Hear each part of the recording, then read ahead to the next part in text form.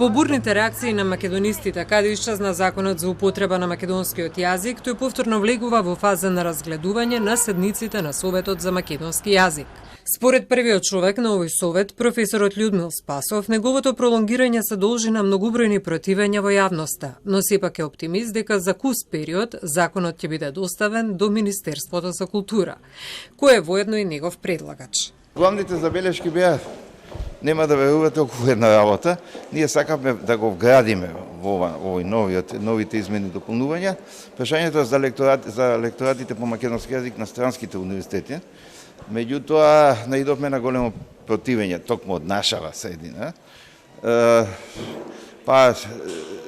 И за жал тоа нема да биде сега вградено, ќе го оставиме тоа во мирување. Меѓутоа, ќе дојде време кога тоа мора да се решава на државно рамниште. Зошто?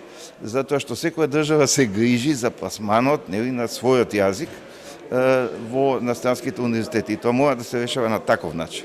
Веднаш по доставувањето на предлог текстот на Законот за употреба на македонскиот јазик до Министерството за култура ќе се продолжи со постапката и предлог законот ќе биде достапен на увид до пошироката јавност пред донесување на неговата финална верзија, стои во дописот на надлежното министерство. Во меѓувреме, по 24 години, дури сега на Институтот за македонски јазик Крстен Мисирков се вработуваат нови 17 млади луѓе, научници, магистри и доктори на науки по македонистика. Просекот на новите млади колеги на додипломските студии е над 9, а на постдипломските е 9,70.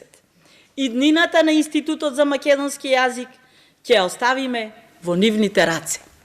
Предлог Законот за македонски јазик, кој стигна до јавна расправа, беше подготвен во 2019, но не влезе во собраниска процедура поради распуштањето на собранието, пошто следеа вонредните состојби. Во него е предвидено стипендирање на студенти по македонистика во сите 3 циклуси, како и вработување и ангажирање на лектори во сите државни и јавни установи.